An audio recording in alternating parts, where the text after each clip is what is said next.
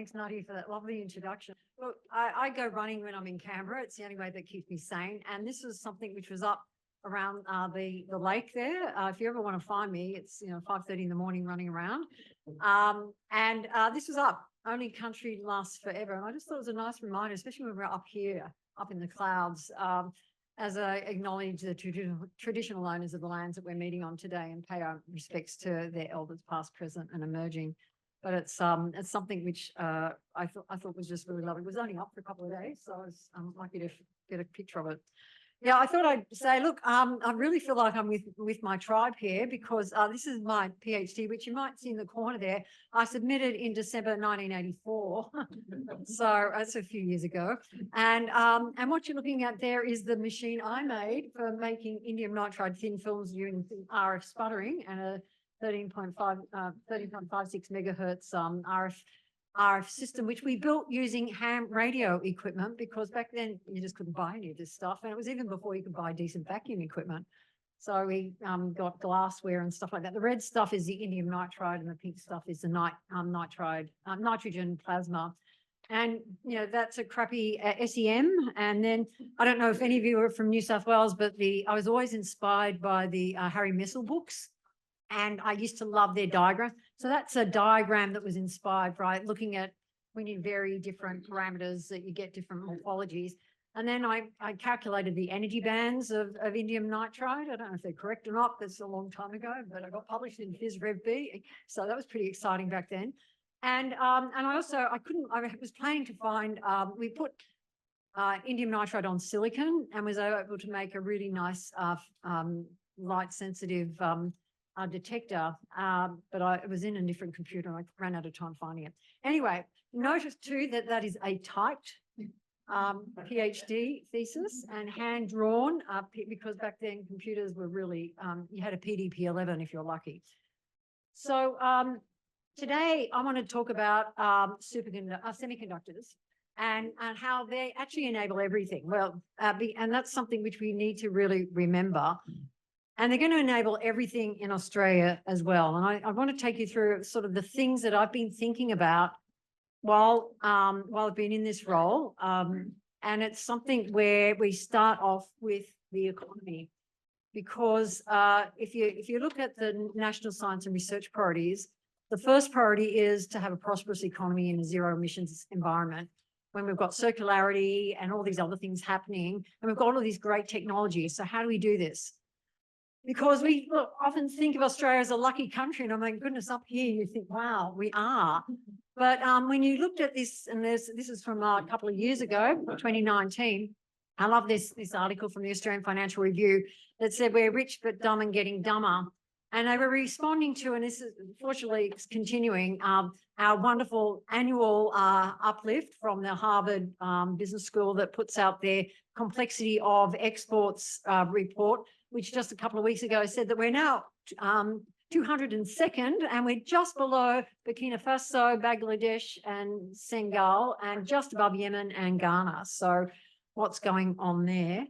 And the thing is that for a long time, this is something taken from the Treasury. You can sort of see up to 2015. Wow, we look good. It's, this is, I don't know what it is, something to do with economic growth compared to other countries. But what it showed was that during the global financial crisis, Australia hung in there. And then we had COVID. We've got the energy transition. We've got circular economy coming and lots of geopolitics mixing in. So that if you look at the way we have our structure of our economy, we're very reliant on things that aren't going to serve us into the future. So fossil fuels will be something of the past. Circular economy is going to mean that we're not necessarily going to be needing fresh primary materials. So mining, which has been the reason why we have that wonderful blue curve, is not necessarily going to serve us in the same way, unless their mining companies become recycling companies and own the materials and then rent them out and clip the ticket or something like that. But we've got to think of new business models. And then we don't know what climate impacts are going to have on our agriculture, which is all that yellow bit, which is a goodly part. And then if you look at tourism, that's something that comes and goes. It's very, very flaky, depending on whether there's cost of living crises through to pandemics or global financial crises. So you look, there's ICT and other things there, it's still a pretty small part. But all is not lost. If you look at another thing, the MIT Economic Complexity Observatory, they're much nicer to us. If you look at research, we're fourth in the world, and yet we're 0.3% of the world's population. Our technology is, we're 13th in the size of economy, so we're on par for the size of our economy, but we're 82nd when it comes to trade. And so our challenge is, can we use that research to create better technologies and then turn those technologies into the trade that's going to really change our economy?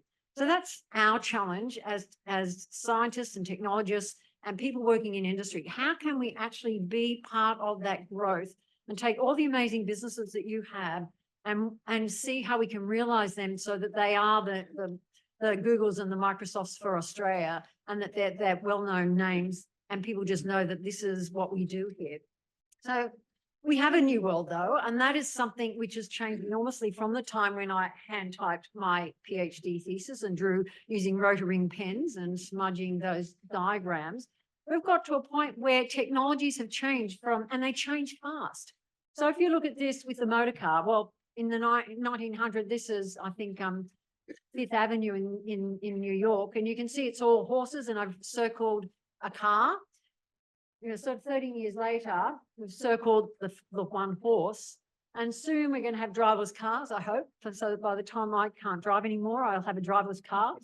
And now we've also got electric cars, all of which are super dependent on electronics and semiconductors. And then it also influences the way we engage with the world. And this is people going to see the Pope. In 2005, everyone was very observant and looked at the Pope. In 2013, just a few years later, everyone experiences their life through their mobile phone or their iPad. And it's something where we're seeing these technologies change us. They change our world. They probably change our brain as well. And that's another project which we're looking at the moment. But this is really meaningful because it means the things you're doing is not just creating a new widget or a new gadget or something which is making a difference. It is actually changing our world. And so there's a little bit of social responsibility there too. Just thought I'd throw that in. But we've got to a point where we've got food, air, and water is often seen as the essentials of life. I'm saying now that semiconductors are actually part of that. And if we don't have semiconductors, we are not going to be able to operate as a society. So semiconductors are not the only critical components though, because I promised to say in all of this when I gave a talk last year, was it in November, about a year ago in Adelaide, to their semiconductor people there. There's a trifecta of things that are really happening here, and Australia's in a really strong seat.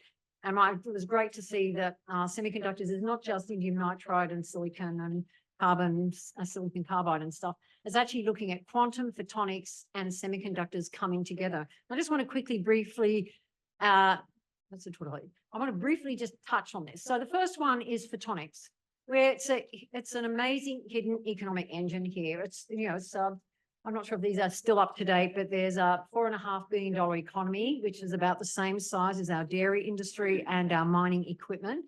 It employs over 10,000 people. There's lots of companies for nearly 450 just about. And Simon Poole said that it impacts every facet of our life. So and just recently, the Australian and New Zealand Optics Society put out an update of their 2020 consideration of the photonics industry, and they've also included quantum in there, and it's an excellent report.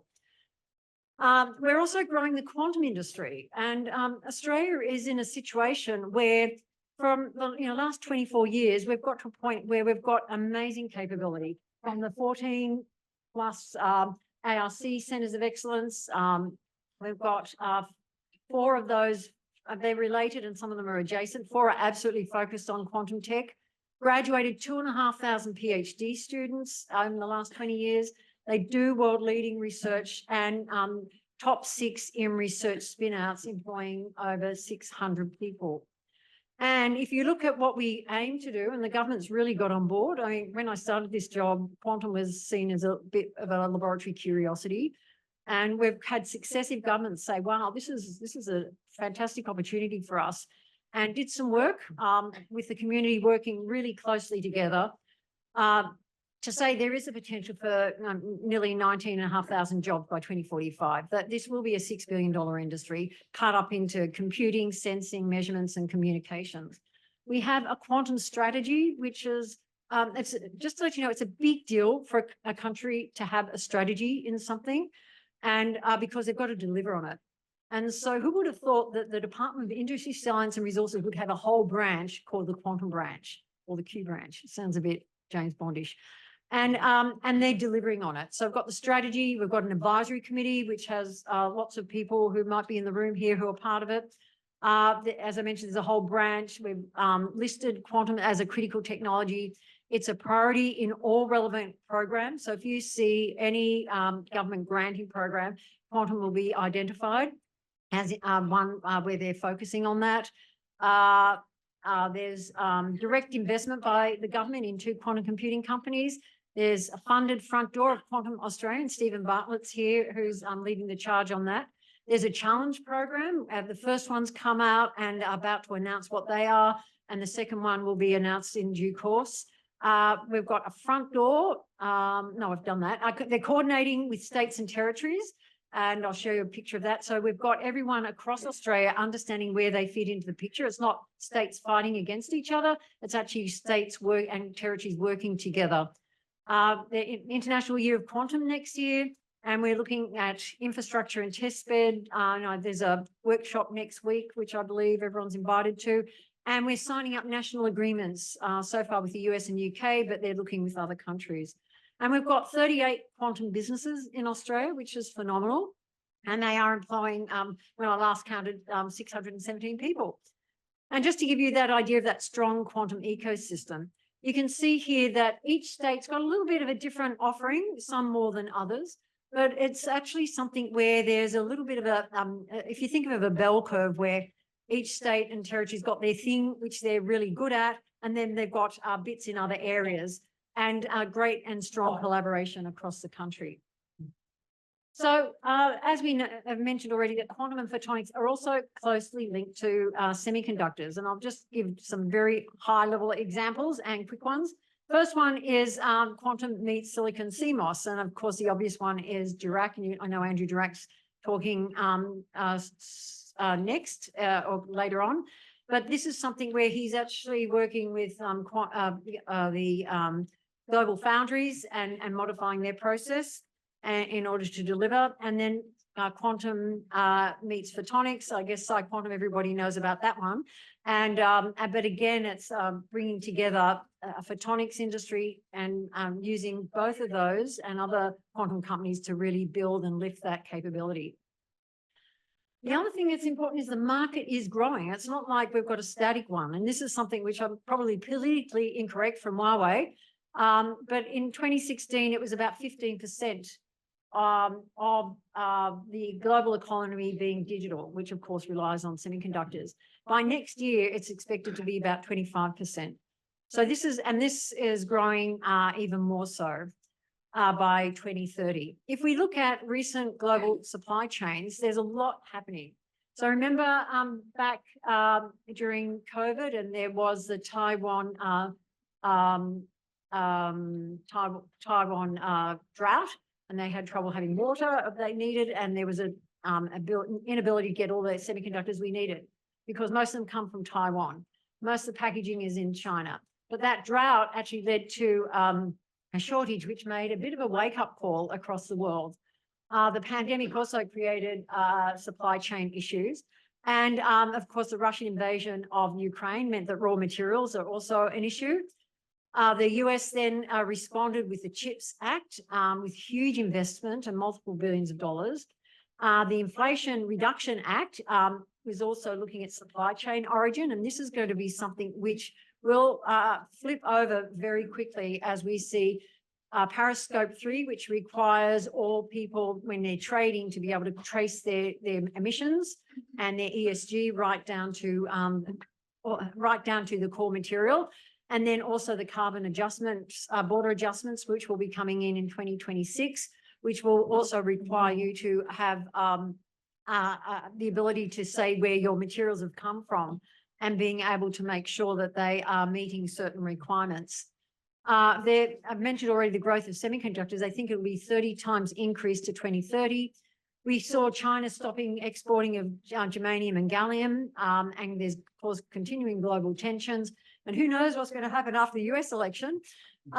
So what we're looking at, though, is fabs being developed around the world. So we've got US investing in Intel and TSMC with huge amounts of money.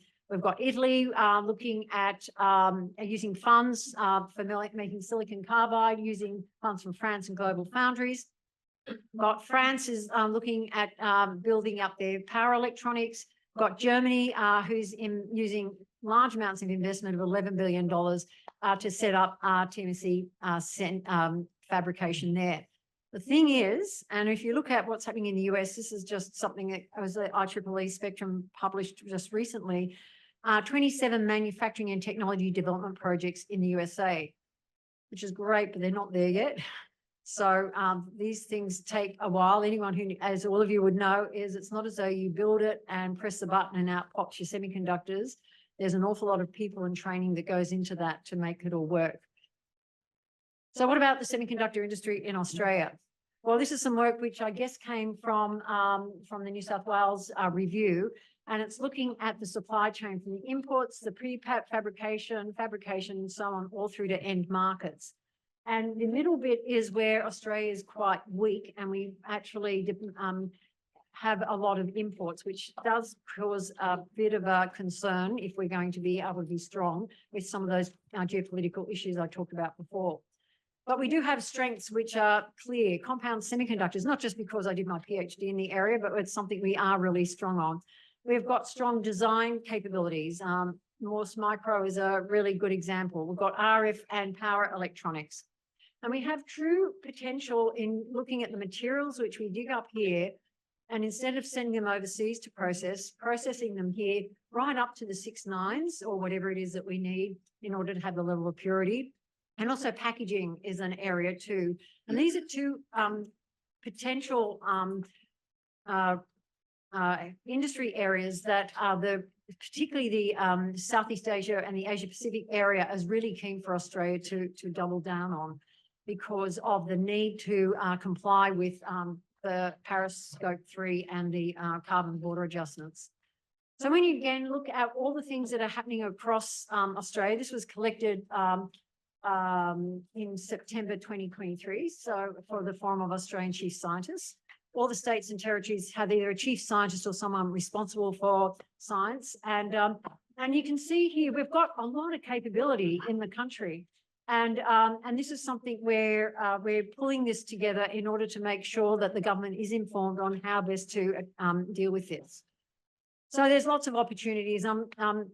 Critical technology in Australia is, there's a list of them, and the government is focusing on those. There's a whole part, again, it's not even a branch, it's a thing above a branch, a division in the Department of Science, Industry, Science and Resources. So that, and they've got critical technologies and a whole other things there. The the quantum branch is in a different part, I don't know, just because of the way they've sorted out their management. We've got S3B in New South Wales, which I would dearly love to see go national. And it's something which I applaud the New South Wales government for doing. And I think it's something we should really think about how we can make that happen, because having that front door and that relationship with the global foundries around, not global foundries, worldwide foundries, that way we're able to make sure that we've got those connections and really be able to say, this is what we're doing, this is not what we're doing, but we've got strong partnerships so that we're able to make sure that we can deliver on the opportunity that we have. New South Wales has also invested in packaging, and I think that's something which we need to build on. The Australian National Fabrication Facility is, I think, a gift to the country. It's one which is brilliantly run. I can say that because I'm no longer involved with it. I'm standing outside and looking in. I can just see it go from strength to strength, and am really impressed with the maturity and approach in which they are able to make their offerings. And then, of course, most of you may not realise that NCRIS, which funds the infrastructure, including ANFF, has a step change under consideration from the last roadmap, which is considering how might we be better able to have translations facilities, things like flexi-fab lines and things like that. So what we're doing is those two question mark areas are the ones which we're saying, how might we be able to develop that? And that's very front of mind. So just going through, looking at that, we've got S3B, we've got the new New South Wales packaging. We've got centres of excellence, which we had the Fleet one, which was based from Monash, which is now concluded, but the Combs one, which I think is Melbourne University, is around optics and electronics coming together. These centres of excellence are truly important because that's where you get that richness of the research at the university fundamental level is absolutely needed for us to be able to deliver on the on a bigger industry and to get that ecosystem. We've got that step change. We've also got, and New South Wales government's got an advanced manufacturing facility being made over in Bradfield near the new airport. And then we've got the critical technology statement, which is really focused. It has a major recognition of semiconductors as being foundational. And I've just put that in there too to remind you that that is from Bob Frater, who used to be an deputy executive of director of CSIRO in the 80s and 90s. And he was the one who made sure that Wi-Fi was funded. And this is his, I call it the cosmic genealogy of its development. You can see here, it wasn't a linear, I have an idea, we do an experiment and off we go, here's Wi-Fi. It was a mixture of education and a lot of PhD students. It was a mixture of startups like, one startup, Radiata, which did not have the ecosystem to be able to develop it here. So it ended up being bought out by Cisco Systems and then commercialized internationally. We eventually got the license agreements and the royalties from that, which led to investing in Main Sequence Ventures. But the thing that's there, and I haven't circled it, is something that's really important. We often don't like hearing about is the critical point was when Dave Skellen from Macquarie University at that time and Radiata got it as the IEEE global standard for Wi-Fi. And by that, it meant that that was the only way forward. So that's really important. So government initiatives, the government is investing a lot in critical technologies. So we've got the National Reconstruction Fund, $15 billion, of which $1 billion is earmarked for critical tech. There's the $6 million, which includes Quantum Australia and the critical tech programs.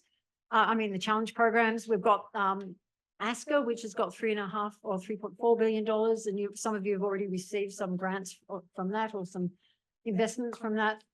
There's the National Collaborative Research Infrastructure Strategy, that's NCRIS, and that's really looking hard at how to invest to support businesses in the transition with that infrastructure, and the new industry growth program, which is grants. So we've got there's one other thing too, I forgot, the Australia's Economic Accelerator. So what we've now got for the first time is from the idea, you can go, the universities can have grants from the Australian Economic Accelerator. Then when they get to that point, they've got a proof of concept, something to sell in a business, they can go for industry growth program grants. And then when they've got their investable, they can go into the NRF or Main Sequence Ventures and eventually get to that private investment. So we've got those, and this is the first time we've had such as a pathway in the country. And I know everyone's always a bit nervous that the NRF hasn't made any investments in it. Just remember that Main Sequence Ventures took about 18 months to 2 years to make their first investment, because you just don't go in and throw your money around. It takes time to invest, as you know. So I've just about finished. All three QSP areas, they've all got strong research. They've got infrastructure, skilled workforce. We need to make sure they've got access to the global supply chain, but we need to coordinate globally. So we have to act now. We need to make sure that we're going through and making this priority a real opportunity for us. We've got to understand what the changing international landscape is and be responsive to that. And we need to make sure that we have a continued effort so that we get the rewards from all the stuff that you're doing and grow that. And we must work in partnerships. So my takeaway is for you to have momentum and keep that momentum. There's nothing like just talking and turning up and being out there. Next one is having champions. So having someone or people out there saying this is important is critical. The other one, which is a bit of a weird one, is importance of intangibles. Your branding and people knowing about you, the things which aren't the product, but the actual things of making it work are really critical. And my last story is an example of this. What you're looking at there is Qubit. After we had a quantum meets sports workshop, we actually pitched the idea to the Olympic and Paralympic Games Committee and CEO and chairman of the board, saying quantum could be really useful for logistics, head injury measurement, and prediction of injury. And by the way, this is the mascot, because you always have to have a mascot when you're talking about Olympic Games. Qubit. It's in Queensland. Q for Queensland. It's got thongs on it so that it's got that Australian thing, and it's got a squid with a bra and a cap for a nose, which is quantum language for Feynman language, and then you've got a spin, which is the arrow. Anyway, for some reason, we got $8.5 million of funding from the Queensland government into quantum into sport. Now, I know that sounds really flaky, but it's extraordinary what an impact that had in just getting things to be cooking into the headspace. So intangibles are really important. So semiconductors, photonics, and quantum. I think it's a trifecta of technologies. Oh, and I did have to say, someone asked me if I do say something, which was just to make sure I included in it. We have to boost Australia's sovereign capability, but also we have to diversify the nation's industry and economy. And we need to have this economy strong because of people like me who come from families with 7 children, or have my own family with lots of children. We need to have lots of money. Does that work for whoever wants me to say that I come from a big family of 7 children? Anyway, we need to bring a new kind of luck to Australia. And we want this so that in the future, by 2025, oops, gone too far, sorry about the typo, Australia's rich, smart, and getting smarter. Thank you.